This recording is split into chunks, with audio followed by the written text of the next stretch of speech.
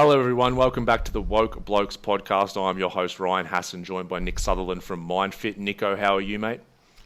I am very, very at peace at the moment. It's At peace? winter in Australia. I know you're in Thailand, but it's winter down here, and it's bright blue sunny days and amazing sunsets, and it's just a very peaceful time. I love the change in seasons. I couldn't live in Thailand where I have, but it's the same all the time. I love the change.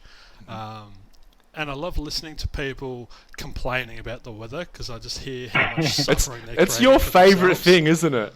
It is, but I hear it this morning. I was at Pilates this morning, and the Pilates instructor said, wasn't it cold this morning? It was so hard to get out of bed.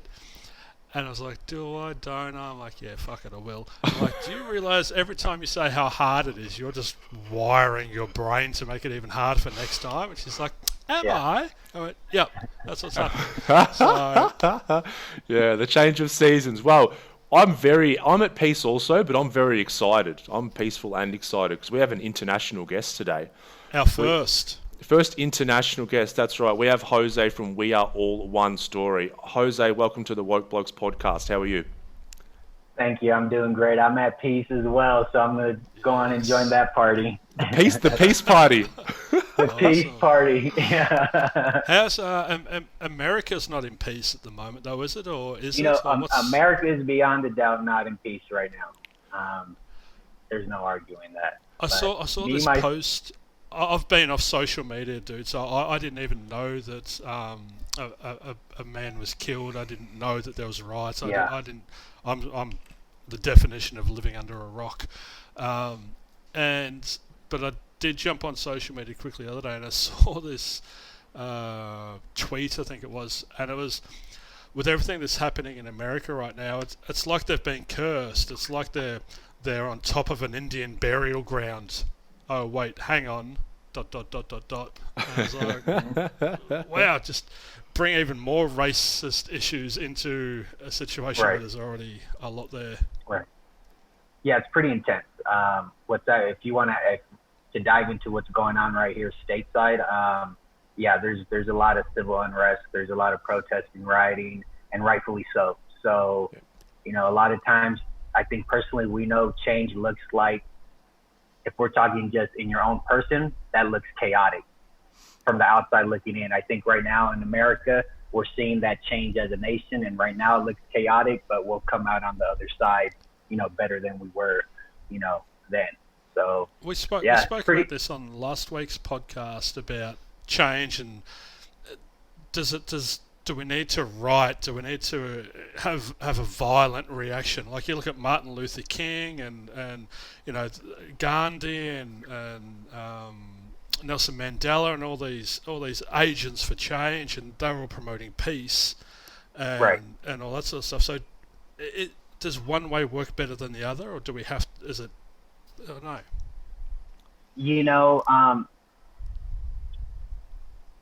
Ideally, what we want is the peaceful change. But like, if I want to compare the change with the nation within the change of a person, it's almost the same. We want the change within ourselves to be peaceful, but oftentimes it's not. It looks actually like chaos, whether that's an addiction, whether that's fighting depression, whether that's fighting anxiety. It's tense, it's intense, and when you're going through that, that's when you finally figure out something's not right. And that's what we're going through as a nation right now. There's the rioting, there's the unrest, there's the anxiety, there's the uncertainty. And at the very least, we can agree that something's not right and that something needs to change. How that change goes about. Fear-based, though. It all sounds fear-based, and the way that I'll work, and Hass, I think, is a bit similar, is sort of surrendering, and it's an interesting one, because when you want to change, you can either try and force change, and people think that if you surrender and just go with the flow, then the bigots and everything are going to stay in power and everything. So I think it's a really interesting topic, because I'm very Buddhist in my approach to things, and sort of go more into surrender. And listening to you say, when you're fighting depression and you're fighting anxiety, right, I tend to do the opposite. I observe them and surrender and let them go. So I agree. Words. And in my experience, I surrendered to God. And when I finally surrendered, the fighting stopped. Me fighting on my own, there's like beating my head against a wall. So I agree with that fundamental belief and that premise.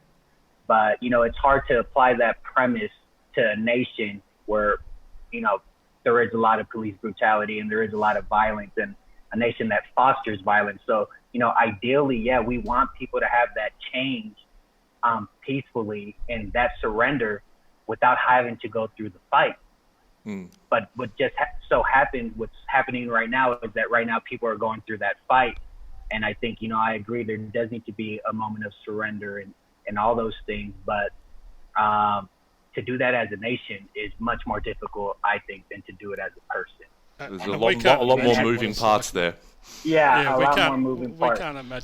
We can't imagine what it's like. We're on the outside looking in, obviously. And my girlfriend and I wanted to go to the protest in the city in Melbourne last weekend, but we decided not to because of coronavirus, and we didn't want to, be part of that. But we heard it was a very peaceful protest, but we've heard there's been very unpeaceful protests all over the world. So but I think it's mostly peaceful. But then when you get there's such large groups, then a subset of people who are like into crime and everything see it as an opportunity to loot, and then they're the ones, this small subsection gets all the media attention. So I think it looks like there's more chaos when actually it's probably 98% peaceful. Actually, me and my brother Ralph, we went to a protest, and that's what we saw. We saw, on the ground, in person, we saw, not only did we see the chaos, we felt the chaos. We felt, just negative emotions, and I'm pretty in tune with my feelings these days, and it was intense. I was like, this doesn't feel like love. But it's just like you said, I also, from my own eyes, I was able to see that within that protest, there's multiple different agendas. And that's where the chaos comes in, that there wasn't that unity within the protest I was at. Not all protests are like that. There are more peaceful ones, but you're right. There's some people in there who just want to riot, some people who just want to loot. There's some people who are just mad at the world who are there. Yeah. But there are some people there who do want justice and do want change. And it's sad that the other agendas get more airtime versus the actual cause and the actual mission and the actual issue at hand. So like I said, there's a lot of moving agendas and moving pieces, and it's much more complex. It's as complex and as dynamic as it gets, especially 100%. Yeah, totally. And you're dealing with base human emotions, and you're dealing with mob mentality, and you're dealing with energy, as you were talking about. That energy just creates a groundswell, and you can get so easily caught up in it, no matter what your belief system or what your agenda is. If everyone around you is overriding that with different energy. Yeah, it's intense. Yeah. Yeah, 100%. We're talking about energy. Let's talk about some good energy, Jose. Let's talk about We Are All One Story. Why don't you tell the listeners what We Are One Story is and how it all started? So what We Are All One Story is, what me and my brothers do, we travel the U.S. and next year we plan to travel internationally. But we go to and we just listen to people's stories, and we then publish their stories on our social media outlets, which would be on our YouTube channel and our Instagram at We Are All One Story. We feel that in this day and age that it's easy to lose sight of the value in your own story, that it's something that we know that is true. We know that our story has value, but we're not reminded of it enough. We don't hear it enough. And we just go around reminding people like, hey, your story matters. We want to listen to it, and we want to hear what you have to say, because what you have to say matters. And that's pretty much the gist of what we do. How that started is,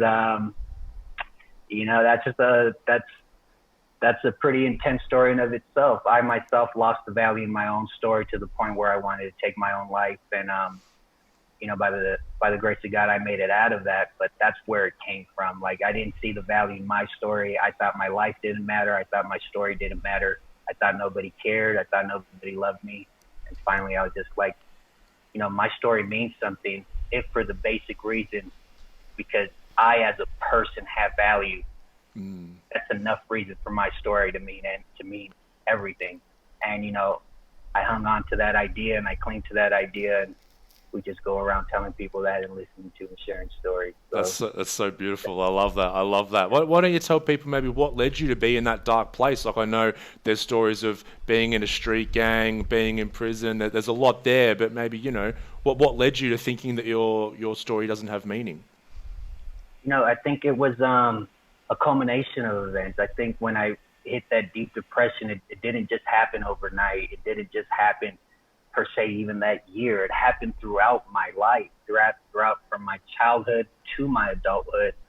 And there were, you know, big factors as a kid. You know, my mom was extremely disciplinarian. You know, like she didn't spare the rod. She was, hey, you mess up, I'm gonna beat you with a stick, a cord, anything. And at a young age, I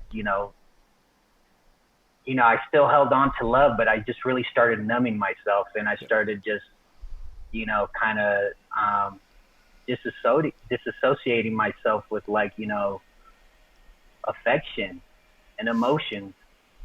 And that carried on into my early teens, where, you know, I joined a gang at 16, and in that gang, you know, I thought, you know, that it was love, because I didn't know any better. You know, growing up poor and growing up in a dysfunctional home, my dad's gone. My mom is an extreme disciplinarian, but she's also not affectionate. I don't know. I have no clue what love looks like. And when I saw the street culture, that felt like love to me, guys. Connection, yeah? Being willing. Yeah, a connection at the very least. A connection. Yeah, I was thinking we're all kind of belonging, yeah, the belonging, the connection, the camaraderie, except that all those things came with a price. I think a lot of guys price. get that in the joining the army, you know, and I think one of your brothers was in the army. I think a lot of people who join the army have had a tough childhood, tough upbringing as well, and they get that sense of camaraderie, that sense of brotherhood. Yeah. But you know, looking from my experience in the army's like a big gang as well. Some pretty shitty rites of passage and initiations.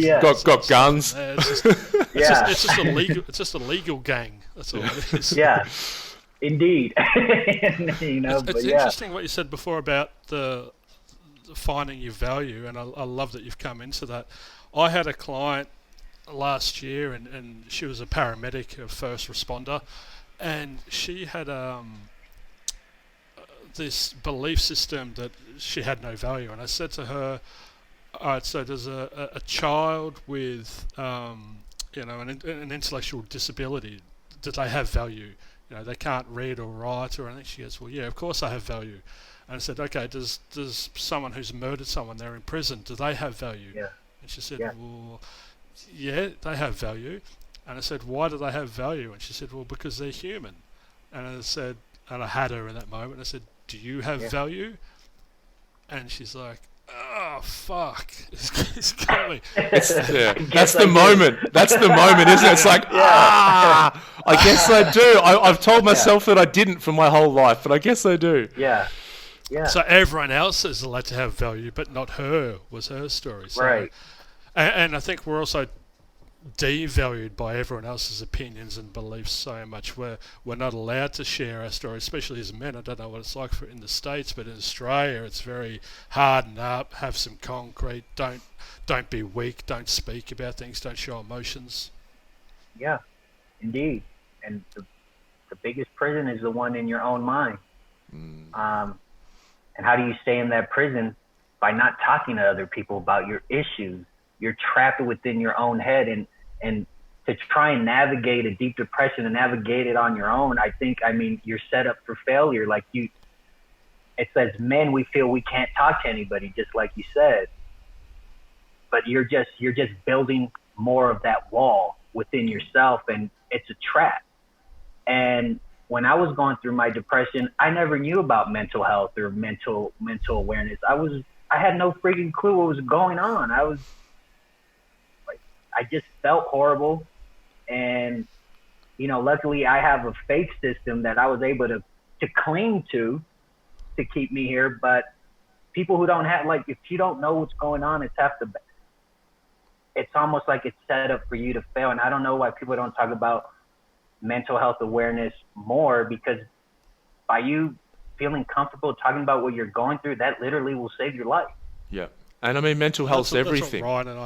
That's what Ryan and I are all about, is if you've got a body, you've got physical health. If you've got a mind, you've got mental health. And we're just trying to change the perception that people have around this whole mental health. Yeah. There seems to be so much shame because people relate mental health to anxiety, depression, suicide, bipolar, schizophrenia. They're talking about mental health issues and mental illness. Yeah. And there's such a misunderstanding that happiness and peace and joy is all part of mental health as well. Mm. Yeah. Yeah, and I think it was so important what you said there about us guys. You know, we internalize and we keep putting up these walls, and then funnily enough, nothing gets better when we internalize. And then we get to a point when we're 25, we're 35, however old we are, and we've got so much walls around us and we're struggling so much that even when we come to the realization I need to speak or need to let someone in, we don't know how. Because we've got so many walls around us, we can't even see that it's possible. Yeah. Yeah. But if we're not taught about our feelings either, if we don't have a parent who's emotionally intelligent and can help us to learn what it is we're experiencing, we're not that ignorance around our emotions is going to be a barrier to talking as well. Like, how do you feel? And everyone just says good or okay. I'm fine. Yeah, I'm fine. Yeah, I'm good. I'm great. I'm great, right? and like Ryan at the start said, how are you, Nico? And I said, and I actually take time and how I'm feeling. I'm feeling at peace. That's how I'm feeling. Yeah. Yeah. So let's talk about, Jose, there's a couple of things I want to talk about, but I really want to get to this maybe light bulb moment for you. Like, what was that moment where you just said, fuck, I actually have inherent value, this simple truth that I knew as a child? When did you get reminded of that? I mean, when I was crazy, I mean, it's out of this world, but, to even think about it, when I think about the whole depression and all that, it was like, I just wanted to kill myself. And man, I'm holding on to anything. Like, people don't understand the power of kind words. Like, someone tells me something, I was holding on to that for that day. Did you want to end your life? Or did you want to end your suffering? Did you want to end your life, or did you want to end your suffering? That's a great question. Probably the suffering, which I connected with my life, because I felt that, the suffering was, punishment for the crimes I had committed, for the life that I had lived, for because where I'm from, most of my friends are either dead, in jail, drug addicts, and there's not too much of a future. I feel that I escaped that for some reason. And then during the depression, I felt, well, you thought you escaped.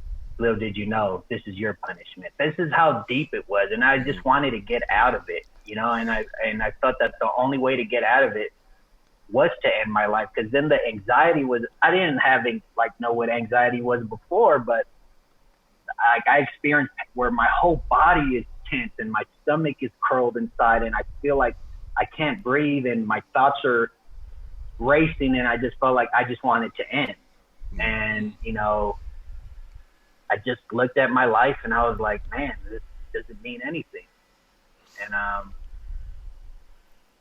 I just remember what my mom told me as a kid. She was like, hey, you'll always mean something because you're a person, because you're still a creation of God. It doesn't matter what you've done, what you do. You always have value just because of who you are. And that's what I clung to, because I grabbed onto that and I haven't let go of it. But yeah, man, it was something I'd never experienced before. I felt like I was a pretty tough guy, and I just felt like, man, this battle in my head is just beating me up every day. The mask is a tough guy on the outside. Yeah. We talk about it all the time, how it takes more strength to open up and to let go than it takes to stay shut off and closed off. So as men, we've got this irrational belief that strength is all about no, I'm fine, I'm okay, bury my head in the sand. But the real strength comes in what you guys are doing now, and it comes in, opening up and sharing your story and helping others to... It's them taking off the mask and then having people take off their mask, because the more people that take that mask off, it gives everyone else permission to do the same. And that's this positive ripple effect. And there's something really important you said there about when you were in those really dark times and you were trying to cling to anything, and either just someone saying something nice. I've got a friend, Matt Runnels, shout out to him, runs Mindful Oz down here in Melbourne, and one of the things he says is just fucking smile at people, right, on the street that you walk past. It may not mean anything to you, but you never know what that person's going through. Because I know it's true. Because if we're someone's suicidal or deep depression, just seeing someone smile at them that they're not expecting, that's something they can maybe cling on to for that day or that week. That hey, the whole world isn't bad. Yeah, I agree. Yeah. And what's it like for you to sit here now, Jose, having come from the depths of those lows to now being vulnerable and open and sharing and helping other people to be open? How does it sit within you personally to sit here going, wow, I've gone from here to here? How does it feel? It's night and day. To go from wanting to take your own life to waking up every day appreciating life, I mean, it's night and day. It's unreal. Like I told my sister, I was like, man, this is like from how I was, and I venture to say I felt numb for a great part of my life since, like I'm just based on how I grew up. And I feel like I get to experience the world like a kid again, believing and looking for the good in people and not thinking everybody's out to get me and not thinking not letting negative thoughts run rampant. It's actually amazing how I feel now. And I told my sister, like, it's too good to be true. And she just told me she said, well, it is true. So just get used to it. I like the sound of her. So it's night and day. It's amazing. It's and was part of your journey forgiving yourself? Was there a moment where you had to sit down and forgive yourself for your past? Of course. I mean, my journey, like, I feel, was more spiritual than anything, but I feel like, I did go to prison. I got a 5-year sentence, and out of those 5 years, I did a little over 4. During that, I had a lot of resentment towards my mother. But during that time in prison, I got to talk to, other friends who were in there. And to be honest, like, I got to see that it's all relative. And I finally realized, like, my mom's going through her own stuff, and she did raise 6 kids on her own. And I focused on the good with her. And I didn't make a plan getting out of prison, but what I did do, I was able to forgive my mom and stop blaming her for stuff. But then I still had my dad, who I still held like it was a process. So it wasn't this. I was like, okay. So now, but this is I ended up I paroled. I was on parole for 2 years in LA. And then I was just getting sucked back into the gang culture. Like, once you're in it, I went back to my environment, and that was a trap in and of itself. My dad reached out to me, who was an absentee father. He said, son, you can come live with me. I don't care. I took him up on that offer. As much as I hated to, I felt that I had to. And, getting to know my dad and living with him, I just finally, that was another moment that took years. I lived with him for 3 years, and I just, regardless of him not being there when I was a kid, he wanted to be there now. And I can't deny that he loves me. However, whatever happened, and that was the level of forgiveness for him. And, but when I went through the depression, I was just, how do you forgive yourself? That's the last person I need. With you, it sounds like you've reached this level of emotional maturity, and this emotional intelligence came through, and it is so big a part of the process to stop being a victim, stop, this happened to me, this is my story, this is how I was treated, my mum didn't do this, my dad didn't do this, the blame, judge. I had to do the same with my dad. There's a whole lot of it, and I remember the day where I finally stopped and I went, all right, let's stop making this about me. Let's make it about my dad. All right, he was undiagnosed bipolar or manic depression. He was self-medicating with drugs and alcohol. And I spent some time in his shoes and looked at it through his lens for a minute. I was like, fuck, that's pretty tragic. So all of a sudden I could come from empathy and compassion and more of an unconditional love. And in that love, I still think it really sets you free to forgive. And so it's amazing that you've done that. Yeah.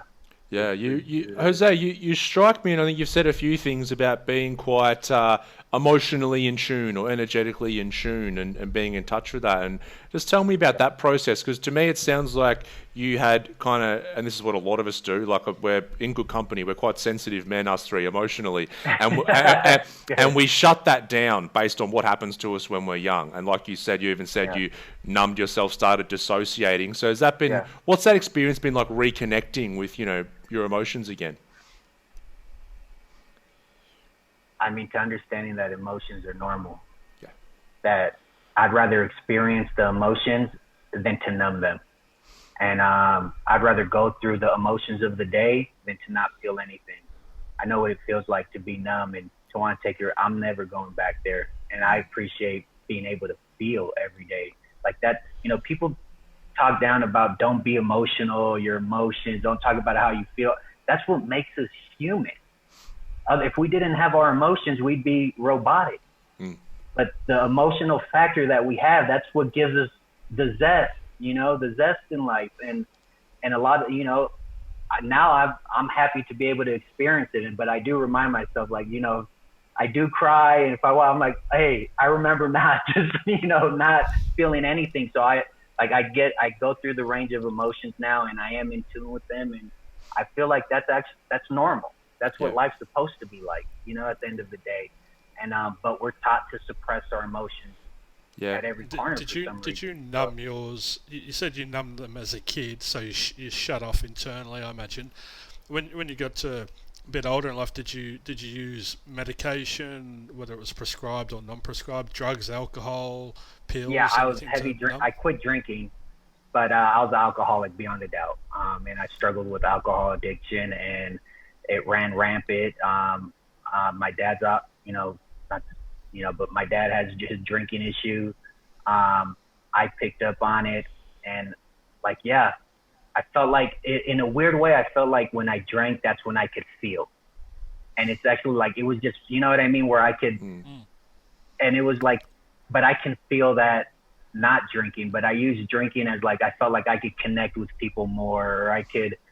Well, that was the gateway to feeling, because people cut themselves. Harming is a way of feeling. So exactly, it was. But that's what I use. I use, like, for my anxiety, I would take a few shots, and all it did was make it worse.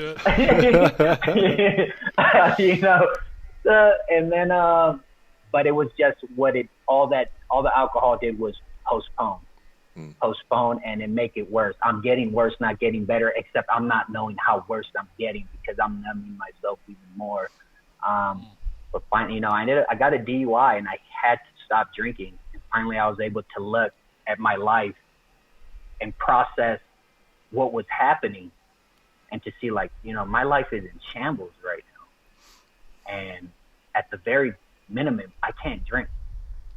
And that started a process, of sobriety. And, it's the first time I went to therapy. It was the first time I talked to a therapist. It was the first time I really started writing down my emotions, because I had, the way I used to deal with it was drinking. Now I had to find other outlets. Like, my back was against the wall, but, the things that I found to work for me, I just kept on doing them, and I do them to this day.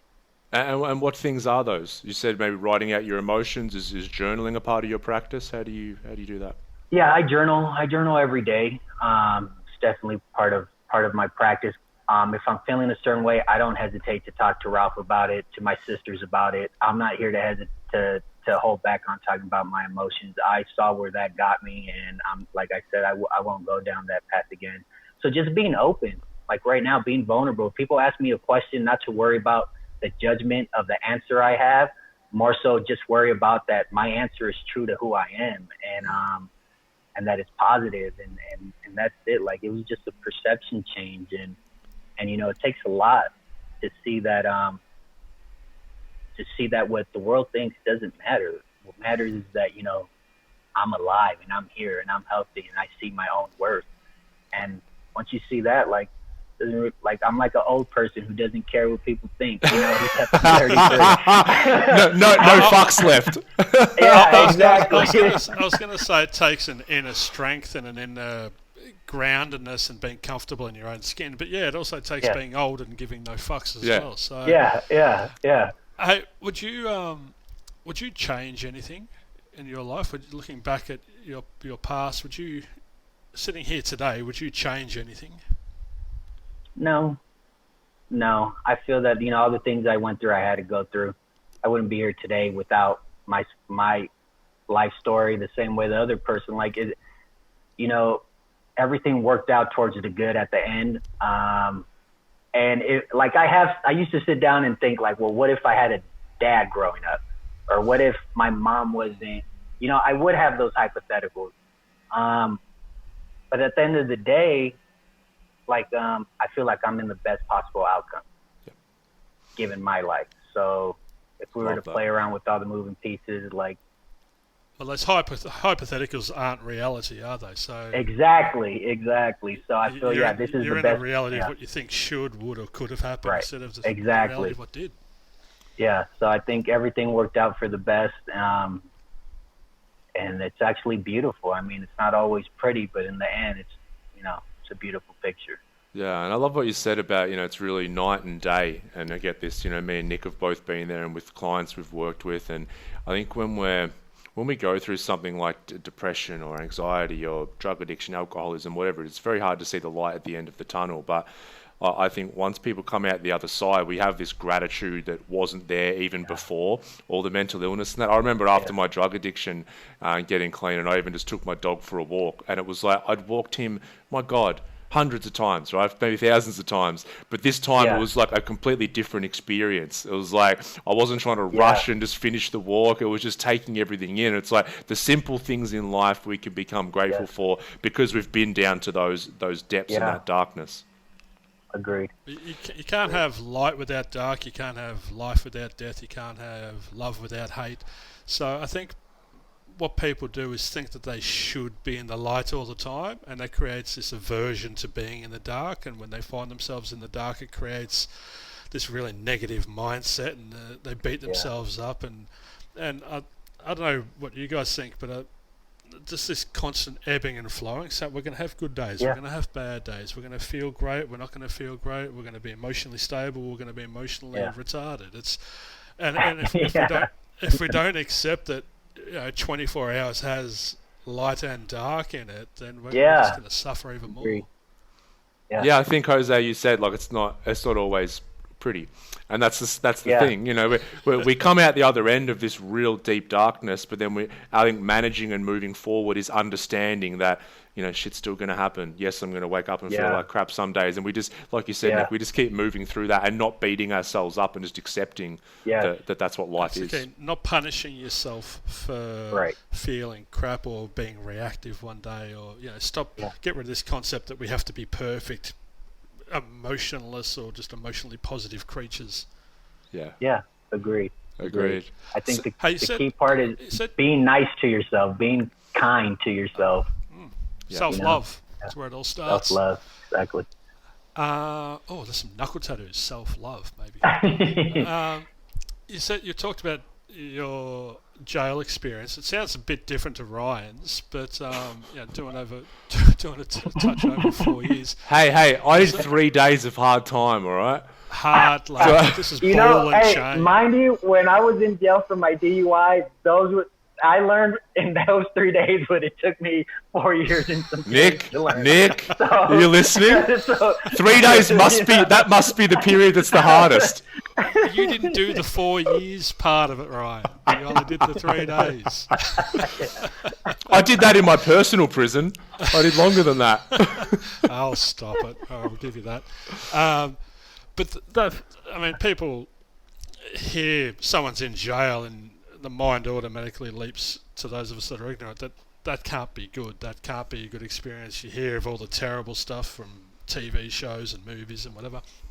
But you said you spoke to your brothers in there and your friends, and You took a lot out of that. So can you just explain a little bit what it was like? Looking back at it now from this lens, it's terrifying. But when you're 18 years old and all you really know, you grew up in a violent household, the gangs, violence again, and that segues into prison, just more violence. And what it is since you're numb, it's normal. You have to numb yourself, because if you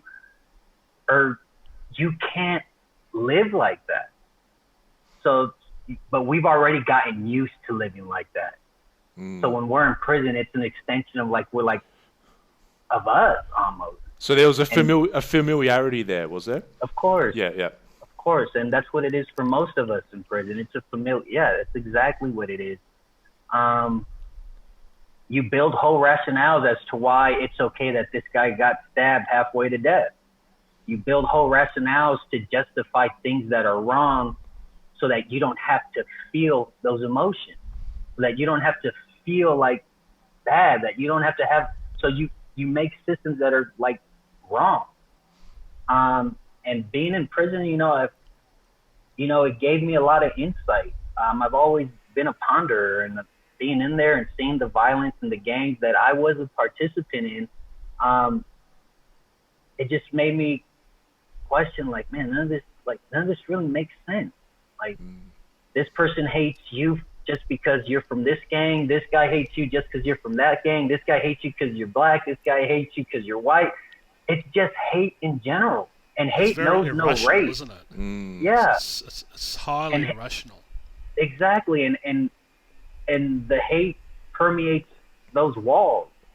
Yeah, it was intense. I took a lot of lessons, but I also learned, I was able to gain perspective when I talked to my friends and I would hear their stories, and I would contrast that against mine, and I was able to see hey, at the end of the day, we're all going through our own personal stories, and I was able to be able to put myself at least in my mom's shoes and say, man, she was dealing with a bunch of stuff. As far as in prison, I feel like I always knew that, hey, everyone's, tattooed up, and what I see is we see a persona. We don't see the person, because no one there feels safe to be themselves, because we have to be this gang member. I'd rather you see a threat of violence than to you see the inner kid that I am, who's just really hurt. You know what I mean? And everything's negative, and we twist the negative to thinking it's okay, and it's not right. And it's intense, and it's a whole different world with a whole different set of rules. Do you want to take what you're doing now back into the prisons? Do you want to help prisoners who've been incarcerated to realize there's so much value in who they are and their story? Yeah, because in there I felt like luckily I had my sisters who would visit me, and even my mom, who I blamed, would write me letters, and because I had that, I think in prison you forget who you are, and you turn into a person that you really weren't meant to be. So you morph into what the environment is morphing you into. Luckily, I had my sisters, and they would visit me, and I'd in my head, I'd be like, I'm not this tough guy. I'm their little brother. People love me. When I have friends inside the prison yard who nobody visits them, nobody writes them. Seeing that, I am fortunate in a lot of ways, in more so ways than a lot of people who I was locked up with. And it's just, if you didn't know, I'm writing a book, and we're publishing it in November. But one of the things I say that always stuck with me in there is, one, I always felt that we were forgotten. But we're somebody's brother, we're somebody's sister, we're somebody's son. Somebody's connected to somebody who's behind bars. But when we're behind bars, we all lost sight that, our story has value, not from our gang, not from the things we participate in, but because, at one time we were all kids and innocent ones. We weren't, we didn't just wake up and decide, hey, I'm going to live a life of crime. That's just the way life transpires. but that's not who we have to be. You know, we don't have to stay in that train of thought, and we don't have to stay down in our own minds, and we don't have to devalue ourselves. And because if you're getting your value from your gang, which I did too, you know, it's so twisted, but we don't know any better. And like we said, the first thing is talking about it. And once you're okay with talking about it, like there's whole different levels of change that can happen, but you can't hold it in. And in prison, everybody's holding everything in. And that's why when the violence happens, it's intense, because it's the outleash of all that pent-up aggression, all those pent-up emotions. And it's, you know... Yeah, Mandela said education is the most powerful weapon we have in which to change the world. So I think educating these blokes that they can talk and open up and express and own their stuff. And I think we need to send them the John Farnham song, The Voice, Ryan, because he was talking about we're all someone's daughters, we're someone's sons, we're all someone's... Yeah. I think that would probably resonate. I had the visual then of, like, you know, the prison, and there's all these, you know, dudes walking around, and there's like, they're just a little, like, you know, 5-year-old innocent who's been hurt, but they're wearing the big suit of a big tattooed muscly dude, and all of them are desperate to take this suit off, but like you said, Jose, they don't know how. Yeah, but and through this education, they're wearing that suit to protect the 5-year-old, and they're going to protect it at any cost. Exactly. So, yeah. At the end of the day, we're just desperate to all take that off and connect. So incarcerating people as a form of punishment, it doesn't seem like it's working. It doesn't seem like a very good system. I think it seems like we need more healing than isolating, putting all these hurt people together. What are your thoughts? I was listening to, sorry, before you jump in, Jose, I was listening to Russell Brand recently, and he was going into all the prisons and doing talks and speaking to them, and he goes, when I first started going into the prisons, I'm like, oh, I'm going to go in and there's going to be just these intense, you know, people and evil, you know, killers or that kind of thing. He goes, I just saw a whole room of mentally ill people who were just crying out for help. Yeah, agreed. Agreed. So do you reckon we need more healing or more incarcerating people? I mean, I believe these are, I mean, man, that's a question. I believe in justice at the end of the day as well. You know, I believe if you hurt somebody, you know, there needs to be justice. But the root of that justice... Can healing be a part of that process, though? Healing has to be a part of it, or else there's no rehabilitation. Exactly. You know, how do we find a way to put that into the prison system? Like, you know, Johan Hari did the same thing with the drug thing. Has do you want to share that? I think it should be in there. Like at the very least, like have therapists in there, have group mandatory. Because in prison, everything is mandatory. I wouldn't even make it voluntary. You have to go talk to the therapist. You know, so everything else is mandatory. Why make that voluntary? Like, you need to go talk. You know, start there. You're right. I agree. Without healing, there's no rehabilitation. I fundamentally agree with that. How do we get into the systems? Like, you know, man, that's a great question. That would take, you know, definitely much more deep thought. But having access to talking to someone who's willing to listen to you, and then beyond that, you know, making a support group and going from there, you know. But like I said, being in prison, so many of those prisoners with a bit of training would make great therapists. You know, once they're healed and once the lived experience, ex-cons going back into prisons. They'd build that rapport so easily. It's not some clinician sitting there with glasses and a notepad. It's you know, someone sitting there going, man, I was in that cell over there, and you know, I know what you're doing. Yeah.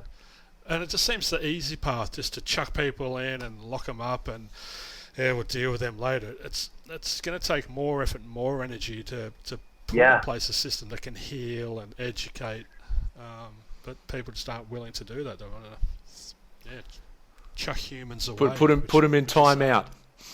Put them in time out with other people just like you. So see how that goes. You know, Exactly. I'd love to talk about a bit more, what's happening now, Jose. Like, you've been going around the country, filming people, hearing about their story. I'd love to know maybe some of your takeaways from hearing all these stories, and maybe what are some of the commonalities that people are going through, or what struck you?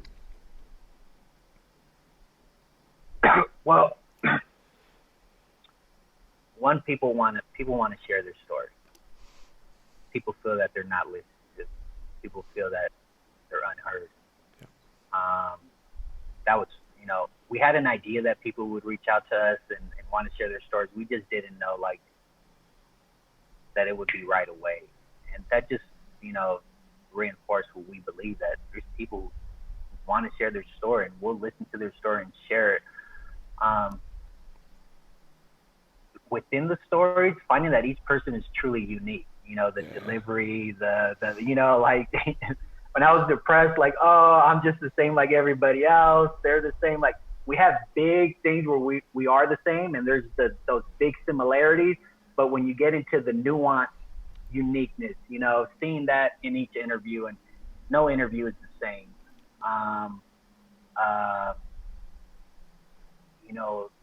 Shocked how open people are to talk about what they've been through. That lets me know that people need to talk about it. Yeah.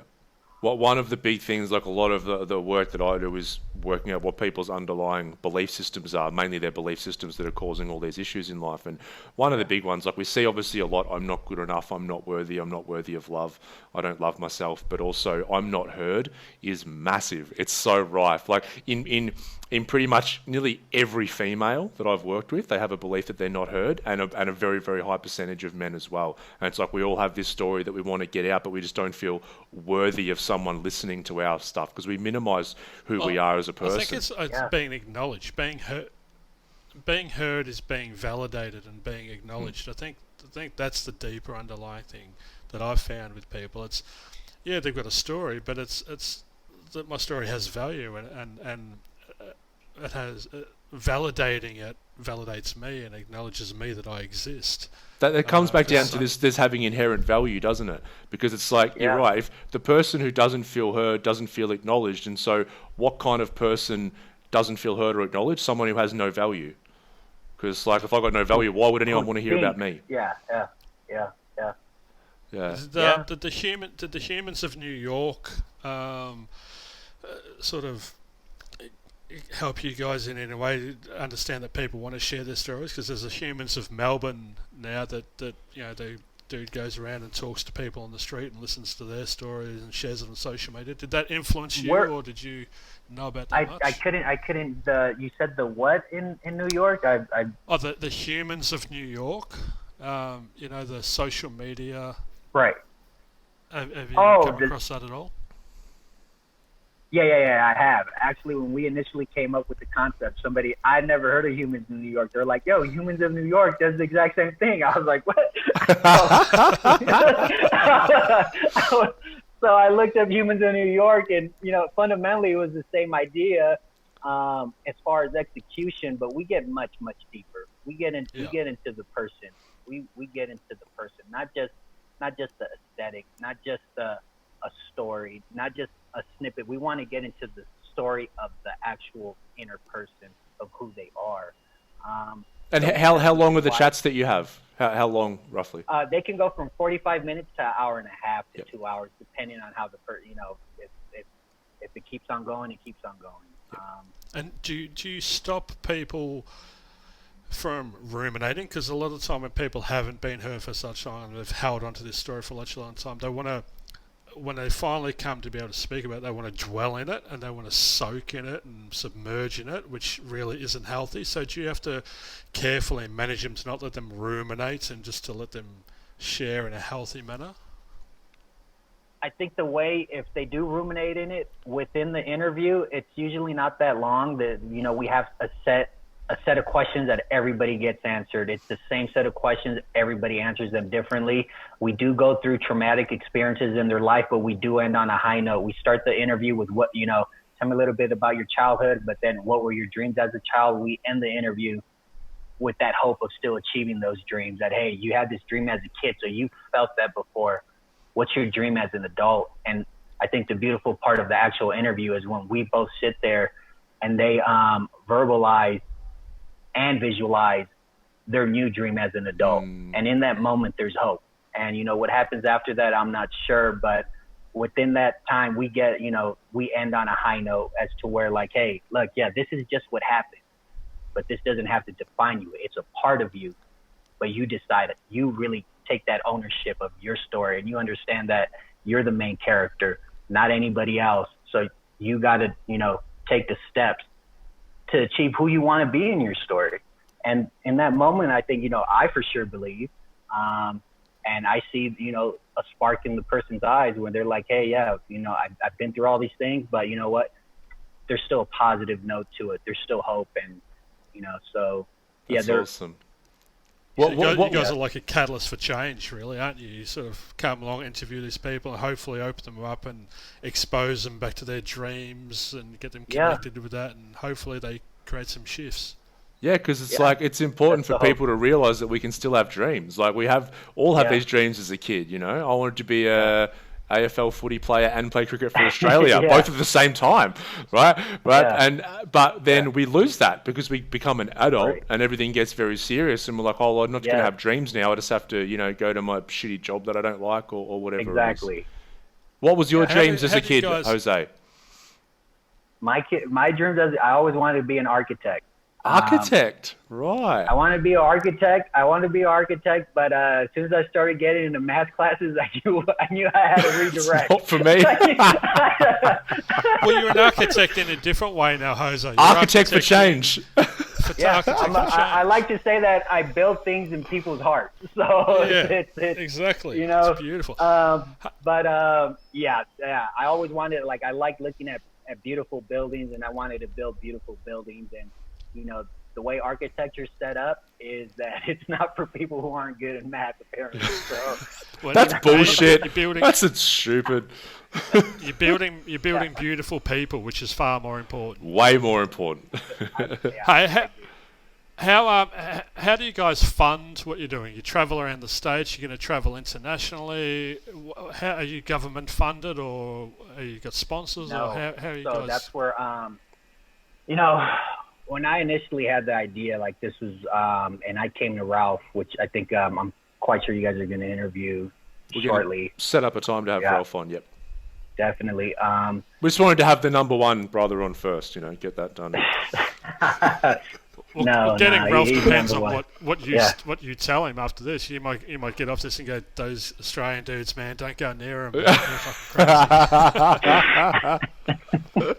I'm gonna say, you know what? Hey, I tested it out. It's not for you, Ralph. That's not for anybody. But the way we funded is we funded ourselves. We knew going in that we would have to spend a good amount of cash. At the end of the day, I think we're driven by something bigger than ourselves at this point, and that's the power behind it. It's the power behind the message that we don't care how much money we have to spend, we'll spend it. Whatever money we spend for travel, we'll get it done. Whatever money to travel international, we'll get it done. Money's not an issue at this point, not because the finances are there, was because that if we need money, we'll go and work for it. We'll get it, whether it's out of our own jobs, our own savings, or whatever. For right now, we have to fund it, and that's what we're doing. So you guys have got your own employment, and you put your wages towards this. Yeah, exactly. Wow, man. Yeah. And let's talk about. I'm lucky if I'm at 3 digits at any point in the month. So you know, since the money's in, it's out. But honestly, I haven't been happier. So. Yeah, and I think that when we are on a mission, and like I'm sure you're the same, Nick, I can feel your passion and your energy coming through as you talk about this. And when we're on that path and that mission, I think things tend to align, you know. And if this is meant to happen, that's when money ends up in the account, and we can keep moving forward. And I have no doubt that'll happen for you and continue to happen. The payback is that you're in service, I think, and that's a beauty of this. Is you are serving others, and that's where the reward lies for you, mate. Yeah, love that. Let's just quick before we wrap up. You mentioned already book coming out in November. Jose, do you want to tell us about that? Yeah, the book's called Love, Faith, and Violence: The True Song and Story. Good name. I like that. Essentially, it's me going through my from my childhood all the way to my joining a gang, prison, and then it ends at my prison release. And it's going through my life through the lens of my emotions. So the way I write, I emphasize writing through the emotions so that the reader can feel what I'm feeling during those events of my life. That's why it's called a song and story, because a lot of times I break into the lyric form in it. And it's essentially me answering the questions I ask the people I interview just in the narrative form. So, yeah, I love that. I love that. And where do you see We Are All One Story going, let's say in the next 2, 3, 4 years? Oh, we have big. I mean, we dreamed a big dream. We definitely want to not just share stories from people in the U.S., but from people around the world. We definitely want to carry this message as far as we can, and as long as we can. We definitely decided that this was a lifetime commitment for us, not just for me, but also for Ralph. And we're in it for the long haul, and we think that we'll see the numbers come when they come. But right now, we're just worried about the work. Awesome, mate. Awesome. And whereabouts can people find you? People who are listening who want to check you guys out, where's the best place for them to see some of these stories and videos? If you want to see the actual full interviews, you can go to our YouTube channel. We are all one story. If you want to see how I break the interviews down in snippets, which is not, in its full context, you can see that through our Instagram account at We Are All One Story. Or you can check us out on our website, weareallonestory.net. .net. Awesome, awesome. Nico, anything you want to add before we wrap up? No, just can you put Melbourne, Australia on your itinerary when you decide to go international? Of course, you know what? I know we're a long way away. Yeah. We would love to have you, Jose. Definitely, I would love to meet up when I'm out there, and I do plan on being out there. That's awesome, Come man. on You down let us under, know. Mate. We'll send you this song by John Farnham. He's like the Australian icon, and you're the but voice. in order for me to go out there, it has to be worth it, which means I have to interview you guys. Hey, me and Nick love talking about ourselves. No, that won't be a problem. We could never open up. Look, me and Nick, we could get about 100 people lined up down here pretty fast, I think. Yeah. Only four. 4. All right. Yeah, me, Nick, you choose one, Nick, and I'll choose one, and then we've got 4. All right, we'll bring a date. Be awesome. Bring a date. That'll be awesome. Mention that. First bonding. date, where are we going? It'll be First bonding. date, where are we going? We're going to sit in front of a camera and tell our life story. Oh, shit. Yeah. Pick someone else. Open up all your wounds. You ready? Yeah, you ready? You only bring the date if you want to marry her. That's a serious step right there. All right, Jose, I just want to say thank you so much for coming on. This has been a real pleasure talking to you, mate. And we are looking forward to everyone listening, checking out We Are All One Story. We're looking forward to hopefully chatting to Ralph in a couple of weeks and getting his perspective, because I know he's got an amazing story just like yours. Different but similar challenges and obstacles just like you're finding with your story. So yeah, really appreciate you and what you're doing. Awesome. Thank you, guys. All right. Thank you all for tuning in, everyone. We'll see you all next week. Peace out. Peace.